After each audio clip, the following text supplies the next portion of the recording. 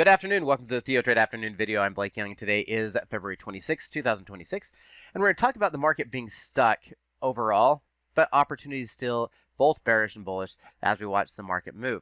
So to begin with, let's start with S&P 500. I've talked about this in the main room. I would encourage you to go back and watch that. We talked about polarized fractal efficiency. We talked about ADX to determine whether there's any efficiency up or down in trend, or if there's even strengthening of trend. And right now, we're not getting that in U.S. equities. U.S. equities are going back and forth, back and forth. In the month of February, we've been stuck in this range. Only 3 days didn't touch that zero line. That is that pivot point for bullish to bearish. Overall, the volumes are getting slightly lighter. We haven't been able to really get an accumulation through here. And today, even with the gap up, close higher yesterday, we gapped up, closed lower, and we filled that gap all the way back down to the zero, filling the gap back here. This is still super inconclusive with light volume. I just don't see any signs that we have definitive demand for bullish equities or bearish equities for this matter. So from the broad perspective, it is a question mark. And if NVIDIA's earnings can't lift it, that's maybe leaning to the bearish side. But we don't have to trade the bearish side. We don't have to trade the bullish side. We're going to pick specific stocks to do so. Take a look at gold for just a minute. And gold, you can see, has been stuck in the same type of thing. We've been trading in this range since the 1st of February. And we haven't been able to break free from these monkey bars. Not bullish, not bearish. We're just going back and forth, back and forth. And the volume's getting lighter and lighter and lighter and lighter. Our average volume is well below the average volume going all the way back 3 months. And our average is now a fraction of what it was during the peak in the sell-off. We had an average of nearly 318,000 contracts on gold. Now we're closer to about 70,000 contracts on gold. So huge disparity between the amount of accumulation or distribution of gold. We're just not committed. So these are still repositioning. We know that the margin has changed, so the volume is going to change as well. But it's not very convincing one way or the other. I do think there's probably a shot that we see this pull back one more time to 4,800, if not lower, because the volume is declining. We are selling still. We're not going short. We're still taking profit on these bounces. And it just doesn't look that convincing that we're going to see gold break out. So I don't want to be trading into gold or chasing a bullish move. I don't want to be chasing equities higher. There's no signs that we can go into any of these in a confident way that's going to last more than a day or two. That's the way this market has been for the last month. But there are opportunities. As we're watching this and we see there's uncertainty, we're seeing that markets are not willing to commit to the broad markets or even gold as an inflation hedge. I'm looking for stocks that are going to be maybe the ones that we can commit for a little bit longer time frame. That means I want to go short or bearish the financials, the banks, the consumer finance, and I want to go long or bullish the consumer staples. Let's start with XLF, the financials. Take a close look at this, and then we'll go into regional banks, and we'll kind of drill down in this on a couple of opportunities I think are setting up. So financials, you can see we had a sell signal here, a sell signal here, a sell signal here, went through the first target and bounced almost perfectly off the zero. But that means this bounce from the zero up to the 50%, which is balance or fair price, is just a recovery of half the sell-off, which is oftentimes a place you can take a bearish position. People are going to be taking profit at this 52.50 level. And at some point, we might see an increase of volume on the way down. So this is an area that I start watching, but I want to watch specifically for specific stocks that give us an opportunity. If we look at regional banks, KRE, you'll see a similar situation. The sell-off is a little bit different as far as the monkey bars, but you can see we've gone from here, 74, all the way down here to 67, 7 points, so half of that would be right here. We came up and tagged that over a bought area. It didn't close inside, which would have been a better setup, but it's still confirming what we're seeing, that we're seeing a bounce that's barely being able to get through halfway. And so let's look for specific stocks inside of financials and consumer financials that will give us bearish trends. Let's start with Wells Fargo. Wells Fargo similarly sold off aggressively, found the fair price, but this bounce is subdued. I think this is a situation where we are probably going to go back down to 80. Even if we gap up and trade all the way up to this 89, 89.40, 89.50, it still looks to me like the downside is the better opportunity, and that's a 10% to 15% move depending on where this happens. If it happens now, we're probably just shy of 10%. If we bounce up and then get an opportunity to short at 89 and go back to 80, yeah, now we got 10, 12% on the way down. Wells Fargo is not that expensive as far as options are concerned. So if we look at the option chain, scrolling down, you can see we have a 23% implied volatility. Generally speaking, under 35, I want to be a buyer. Now, if I think it's going to go lower and I'm going to own a position, I can go with 3 weeks, I can go with 4 weeks. Generally, I'll go 4 weeks or more. But where we can do an in-out spread, which is buy the long put and sell more time decay on the long put, this could give us a pretty good setup.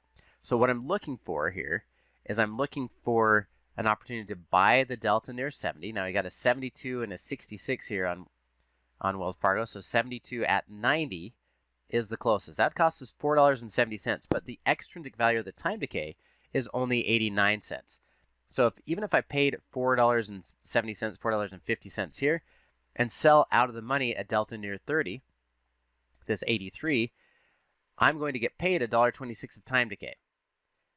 If I buy the 90, sell the 83, I have a positive time decay situation. I am paying $3.25 for a $7 wide, so we're better than 1-to-1. And if it doesn't move at all, my break even on this is 86.75, and we're currently at 86.43. So even if it doesn't move, I make some money. But it gives me a 1-to-1, the time decay is on my side, and it could go all the way up to 90 before it hits that max loss type of situation. So it's a good probability, good setup on this one. We have about 70% probability that you don't lose at all, 72%, and about a 30% probability that you get max gain. So it's a good reward risk compared to the probabilities. Now I talked about Klarna. Klarna came up and tested its fair price yesterday. This is what I was looking for.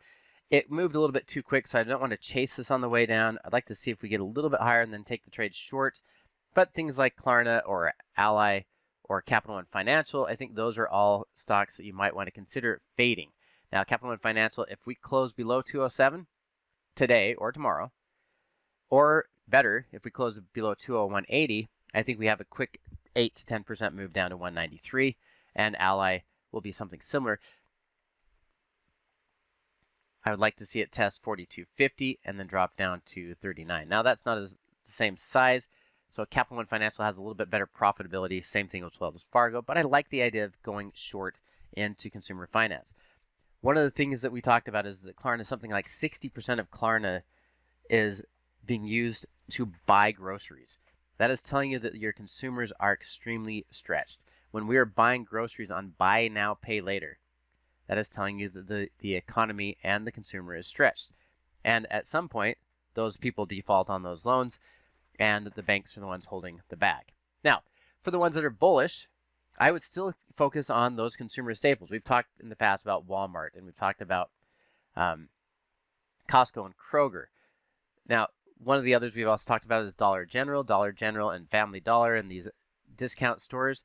They're still climbing. We're moving up to new highs even when the market's struggling and selling off. I'm looking for a close past the 156 to keep that bullish posture running. And right now, it's not quite the timing, but we'll wait another day or two to set this one up. Now, take a look at TJX. Now, TJX I know is part of consumer discretionary, but it's a discount store. And so when we're looking at buying new clothes, we're probably going to go to the Ross. We're probably going to go to the TJX during a tighter market, a tighter financial situation. And you can see, similar to Dollar General and the others, even after earnings, we're still holding up some positive. We're still pushing higher. They did a good job on earnings. We're pushing it. We touched a 52-week high the other day. And this gap down, gap up situation, I'm okay with being bullish into TJX now. I would look at that as an opportunity that you've already shaken off the volatility of earnings. The question is, do you want to be a buyer or seller? As we look at the implied volatility, we're right at 34%. So it's right on the edge where I start looking to go from being a buyer to calculating and determining which one we want. And if we look at the money right now, the cost is pretty low for an at the money short put, which means they're only going to pay us 1.8% to be willing to own it here. That tells me the cost is low. I probably want to be a buyer of options. If we go with that delta near 70, this is the opposite side, which we do the call side. At delta near 70, we're going to pay about $2.09 of time decay. So we want to sell $2.09 of time decay, and it would look something like this: 155 by 160. It doesn't have to move very far. It is a positive time decay situation. It's not as good as I would like to see, but I think it's a reasonable trade because you just have to have this stay at or above 158, and we're currently at 158.63 for you to have a positive trade. It's not a lot of risk to this one, but it's also not as strong a reward.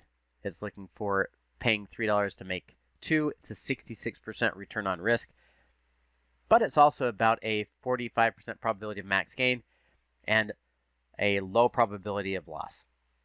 So any of these stocks, TJX, Dollar General, and like I said, Ross Stores, these are ones that I would be looking at as people substitute in the lower cost opportunities or lower cost buying of clothes or food or anything. And you can see Ross is even stronger, but I would like to see it clear that 205. So I don't think the timing is right on Ross as of yet. But these are the ones I think are going to continue, not just today, not just because we reached a 52-week high. You need to remember that Ross hit a 52-week high here, here, here, here, here, and here.